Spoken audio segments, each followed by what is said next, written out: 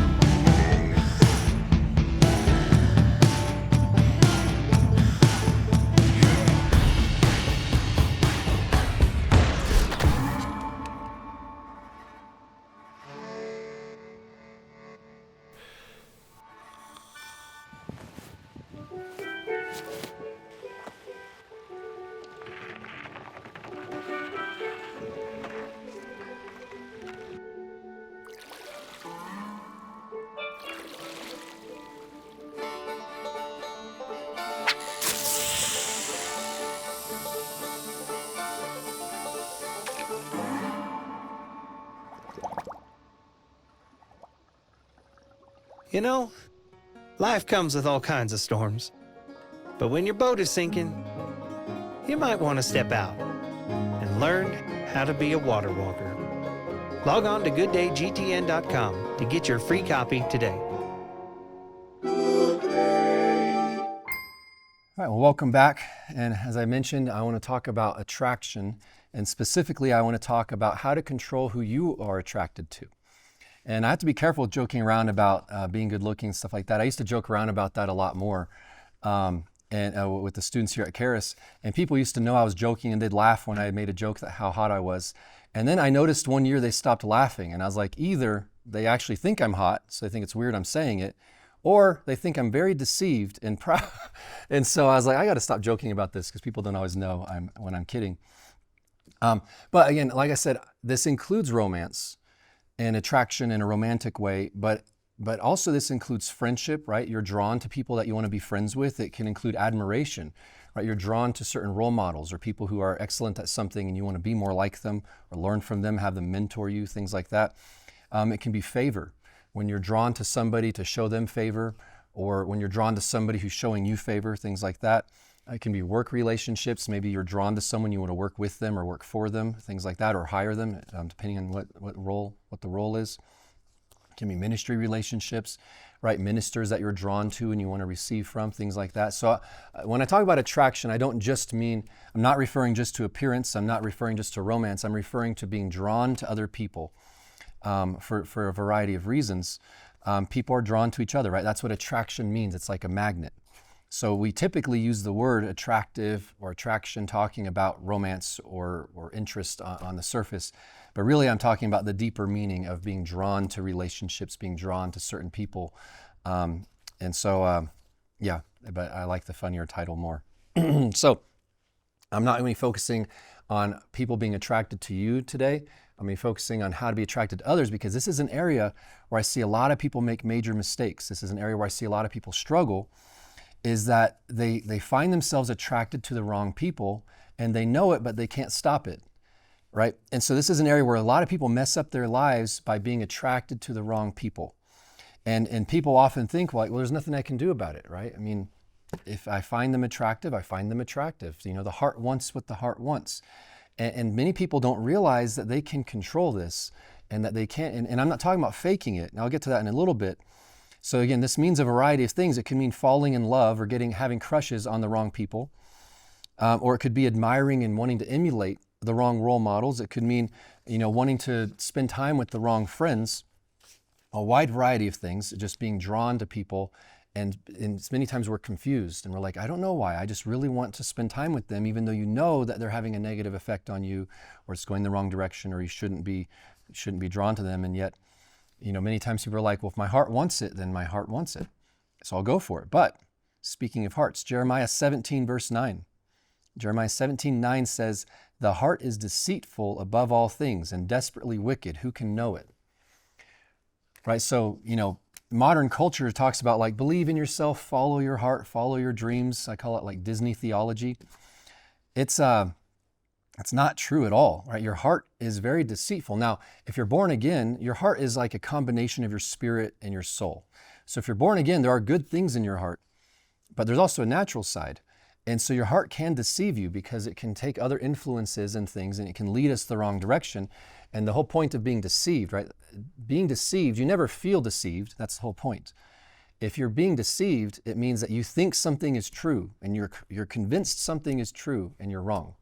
So you might think someone is good and you're wrong about them. Or you might think the sky is green and you're wrong because it's blue, unless there's a lot of pollution in the air. I used to grow up in a city that had lots of pollution. So it'd be green and orange and every color, purple. Another scripture, 1 Corinthians 13, verse 11. Paul says, when I was a child, I spoke as a child, I understood as a child, I thought as a child. But when I became a man, I put away childish things. See, it's childish to think that we have no control over our desires, right? My children, they don't know how to evaluate priorities. They don't, they're still learning, right? They need guidance, they need parenting. But when you grow up, you should be able to say, no, I have control over this. I can control my what I do, right? Even says the spirits of the prophets are subject to the prophets, where it's like, just because you feel like you have a word for someone doesn't mean that you have the right to say it. Doesn't mean that you have, it's the right timing to say it. Doesn't mean that you should say it. You have control over that. Same with your desires. We have control over our desires even if we don't realize it. So I'm not, like I said, I'm not talking about pretending. There's nothing more draining than pretending something's true when you don't think it's true. I've seen people when I was younger, right, in my 20s, and you're talking with your single friends about relationships and stuff like that. I'd have friends who would say things like, I'm not attracted to this person, but I'm trying to be attracted to them because I don't want to be shallow. Like, I don't feel drawn to them, but I feel like I'm being unspiritual, and so I'm going to force myself to like this person because they're a good person, even though I really have no interest, but I'm going to fight that, right? If you're the other person, that's not very flattering, right? If someone's like, I'm trying to settle for you. I'm really trying. I'm digging deep. I'm asking God to help me overlook how much I'm not attracted to you, right? No one wants that. It's very exhausting. Again, in any kind of relationship, if you aren't actually being drawn to them and you fake it, then pretending is just draining. And so I'm not talking about faking it or pretending. I'm talking about genuinely. And so I'm not saying pretending you're attracted to the right things because someone told you to. I'm saying you can actually change what you're genuinely drawn toward and what you're genuinely repelled by. Again, pretending is exhausting. The same even applies with God. If you pretend you're attracted to God, again, that you want Him, that you pursue Him, that you desire Him, if you say that just because other people say that, just because you're supposed to say that and it's not true, it's draining. It's so much better to actually want God, right? It's so much better if you actually are drawn romantically to your spouse instead of pretending that you are. When you actually enjoy someone's friendship, when you actually really want a job and to be a part of a team and a work environment. So again, I'm saying that there's a way we can actually have influence on what our heart wants for real, where we enjoy it and it's not forced or fake. So the main key to this, the main way to control who we're attracted to, and I'm gonna it's multiple steps. And so, but the main way is commitment. And that's the main key secret here. So when I talk about commitment, what do I mean? I could talk about commitment for hours. But what I mean really is you determine what your priorities are, you commit to them, you start making decisions to pursue that commitment, and you also make sacrifices to pursue that commitment, to protect that commitment, right? You stay committed when it isn't easy, you're committed when it is easy. And when you commit at that level where you're making really tough decisions, you're making sacrifices, that will start to change who you are, right? Matthew 7:24-26. This is Jesus talking about building your house on the rock, right? He says, therefore, whoever hears these sayings of mine and does them, I will liken him to a wise man who built his house on the rock, right? So if you do them, you build your house on the rock. And the rain descended, the floods came, and the winds blew and beat on that house, and it did not fall, for it was founded on the rock. But whoever hears these sayings of mine and does not do them will be like a foolish man who built his house on the sand, right? See, hearing the word is not commitment. Hearing the word is information. When you do it, that's commitment. See, hearing things doesn't change us. Committing to things starts to change us because that's where it goes deep and builds a foundation. See, you can have a house, right? You can hear Jesus and not do anything that he says. You're not believing anything, you're not acting on what he says. And that's building a house, but it's on sand. Commitment is what drives it down deeper. And so when we make decisions based on what we believe, that's what starts to change and go deeper into our hearts and changing our core of who we are. See, when we live like that, when we have a commitment and we live like that, it starts to change us on the inside and how we see the world. It starts to turn into our character. It goes from an idea to our character. So I'll explain what I mean by this. I want to back up a little bit, so I'll get to my point here in a second, but I'll give a couple examples. Imagine you see somebody gorgeous, right? And you just are like, they're the most gorgeous person ever. My goodness, I hope they're the one, right? And then you see them kick a puppy, right? You immediately stop thinking they're gorgeous. You're like, I don't see gorgeous person anymore. I see person who kicks puppies. I am completely not attracted to them anymore in any way. Or maybe you're okay with that. So you're like, nah, they're so gorgeous. I don't mind if they kick puppies. I'll make that sacrifice. But imagine something that you do care about a lot, something that just really repel you, right? If somebody does something vulgar enough to you, you'll be like, that, I don't see them anymore. That just grosses me out so much. All I see is what they did, not just what they look like from a distance. Imagine that you apply for a job and you really want to work for this person. And then you see them totally mistreat someone in customer service, right? They're rude to them, they're mean, they just mock them and are condescending and stuff. You immediately are like, oh, I'm not as attracted to working for you now that I see how you treat people, right? I'm on your good side right now, but the way you treat people who aren't really disgusts me. You immediately lose that attraction, right? So same across the board. I could give a lot more examples on this, but the bottom line, I can prove this because, attraction can be changed based on people's behavior, because beautiful people get divorced all the time, right? And so other people think they're still attractive, right? Think of Hollywood. How many movie stars have lifelong marriages, right? And so the world might say, you're still beautiful, but they look at each other and they're like, I'm not attracted to them at all. I don't want to see this person ever again in my life. And so again, attraction can change. And that's my main point that I'm saying, is that attraction isn't all or nothing. It's not yes or no. It's filtered through how we see people based on their behavior and things inside of us. So you can be attracted to somebody one moment in whatever reason, as a friend, romantically or career-wise or ministry-wise, and then their behavior can completely change where you're not attracted anymore. You're actually repelled by them. And so we've all experienced this, right? You're interested, then you find something out about them, and you're like, oh, you believe that? Oh, I'm not interested anymore at all. Or, oh, you do this, you're like that. And you completely lose the attraction. When you see them, all you see is that. You don't see anymore just what they look like to a stranger. So the reason is because they are doing something, or something about them goes against something very important to you, right? It's kind of like, if you are like, man, this person's really gorgeous, I hope they're the one that I get to marry. And then you find out, well, they don't love Jesus and they love all these evil things. You're like, oh, well, never mind. I'm not drawn to that. Why would I be interested in you?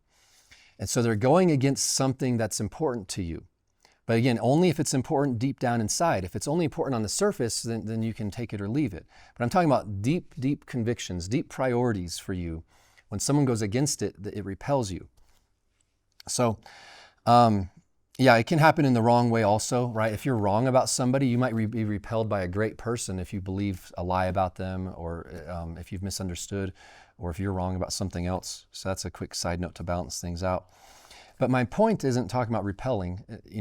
My point is, if you can become unattracted to somebody, that means you can flip that around, and there's a way to become attracted to somebody where you're genuinely attracted the same way you're genuinely repelled.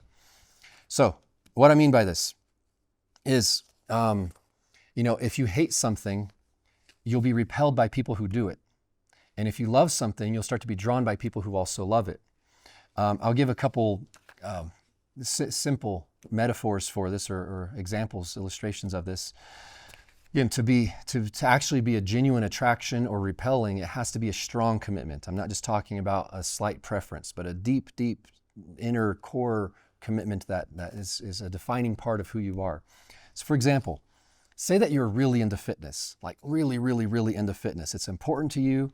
You make decisions to pursue fitness. You work hard, you eat healthy, you spend money to get healthier food. You make sacrifices. Your friends do fun things that you miss out on. Maybe your family has a birthday cake and you're like, I don't eat birthday cake anymore. Right? So you're making sacrifices. It's not just that you kind of appreciate it. Say you're really, really into it. It's really important to you. You start to invest in it. Again, you're making sacrifices. That's the level of commitment I'm talking about. It starts to become part of your character, that this is important to you. You see value in it. You think it's worth the sacrifices. You will start to be repelled by people who don't value it. Doesn't mean that you don't love people, right? You still love other people and get along with them, but you'll start to be less attracted to people who don't value fitness, and you'll start to be more attracted to people who do, right? Little by little, you notice this. When your priorities change, suddenly you stop enjoying certain friends as much and you want to spend time with other friends. And so what's happening is that as you change your character and your core priorities, you start to see people through different lenses, right? If you're really, really into fitness and all your friends are constantly just eating junk food and just pigging out on stuff, you'll little by little be like, I don't enjoy spending as much time with them, right? I still love them. I still value the relationship, but I feel more drawn toward this group of people where iron sharpens iron, right? Where we encourage each other toward our goals. We think the same way. It starts to change your priorities. This works with many things, right? Even with work ethic. Right, if you really value work ethic and you really pursue a spirit of excellence and doing the best that you can, and you really have career goals and you're pursuing all that, you'll start to realize that you don't want to hang out with people who cut corners, people who are lazy, people who cheat, people who misrepresent results, right? It's like, I don't actually enjoy hanging out with this person because I want to do a really good job, and this person's always complaining, they're always negative. And you're like, no, I want to embrace it's not that I don't see the bad things, but I want to spend time with people who are pursuing excellence, not just complaining about all the problems. I mean, that's one thing I see a lot is complainers drag each other down, and people who are inspired and who have strong work ethic, they kind of build each other up. So it can be a wide variety of things, is that whatever is really deeply important to you starts to change you at your core, and that changes how you see other people, changes what attracts you and what repels you. Right? If you're passionate about work ethic and excellence, you'll start to be repelled by lazy people. You'll start to be repelled by people who always complain and want to do the bare minimum. So on the surface, if it's not a deep commitment, it's just like, oh, we have different personalities, no big deal. But I'm talking about when it's a deep, deep, deep commitment. It really does start to affect what you see in other people. In my life, I've just found that I get pickier and pickier about who I spend time with because I can, in a sense. I find there's, the bar has been raised higher and higher, where it's like, I can't be deep, close friends with somebody who doesn't have a lot of vision, because that's really important to me. Somebody who really puts their life on the line for God. And you start to realize, like, these core things that are a big part of who I am, that are really important to me, I start to be drawn toward people who live the same way and make the same kind of decision. And people who aren't like that, you're like, I can still be friends and hang out and enjoy their company, but they're not the ones I want to be the closest with, because those things are so important to me. So again, like I said at the beginning, determine what your priorities are. Here's the key to do this. Commit to them, and then start making decisions to pursue those things, right? Make the tough decisions, but then also so much so that you make sacrifices. It's really when it goes to that depth of, like, I pay a high price to stay committed to this. And because of that, people who aren't willing to pay that price, I'm not as drawn to them anymore. Again, this can be true with anyone. It's going to be true in your walk with God. If you don't feel drawn to God, it's because you value things that aren't in Him. If you truly, deeply, with all your heart value who He is and the things about Him and what He does and what He's about, you will be more drawn to Him. You will enjoy His company more than ever before. You can change how drawn you are, how attracted you are to relationship with God, and many other things. Right, so a quick example, for me, being honest is a high priority. I highly value honesty. I hate lies. I'd rather not say anything than tell a lie. And so that's I've paid a high price for it, right? I'm willing to let bad things happen to me if that's what it takes to tell the truth. And so it's very important to me. So because of that, when people are happy to lie or misrepresent things or self-promote or get away with anything they can, that repels me. I mean, if somebody thinks I'm a liar, if somebody calls me a liar, that really hurts the relationship, because they're accusing me of something, such a core pillar inside of me, that it's like, hey, if that's what you think about me, if you use that word lightly, then this relationship isn't going very far. Or if somebody lies to me, then it's like, well, man, that really repels me, because I highly value the truth and honesty and being genuine. And I remember one time I was in the Air Force, and I was in this program. It was a very long training program, and I was struggling to keep up with it. And I was at a point where if I failed one more test, we had a test every week. If I failed one more, I was going to get kicked out and have to start over from scratch, or possibly just lose my job and get put in a different job. And I looked at one of my tests and I just barely passed. And then I looked at it and I was like, they didn't notice I got this one wrong and they didn't mark it wrong. And so I actually failed. And this was going to affect years of my life, right? All the training I'd done, it would affect kind of the direction I go, all that. But I'd already made a commitment. It's like, I don't want to go where integrity won't take me. If I can't pass this for real, I don't want to cheat and get there. I don't want to, if I can't do the job, I don't want the job. So I was like, if integrity doesn't get me there, I don't want to go. So I'd rather just be honest and accept the consequences than try to get away with something. So I went up and told the teacher and I said, hey, you missed one. I actually got that wrong. And she was shocked. She's like, but if I mark that wrong, you know what's going to happen, right? And I was like, doesn't matter. I made the decision, I didn't tell her this, but I made the decision to prioritize honesty years and years and years ago. So this is actually a very easy decision for me to make. I didn't pass, therefore I deserve the consequences. So she was kind of shocked, but it was very easy. It was a big priority, right? So I was willing to make a big sacrifice, to be honest. She ended up, even though I gave it to her, they liked me a lot, so I think that they still fudged the numbers afterwards. They just changed what it was, so I didn't get kicked out of the program at that point. And anyway, so it's a whole different thing on favor. So I didn't find out till later. I was like, when's the hammer dropping? And it never did.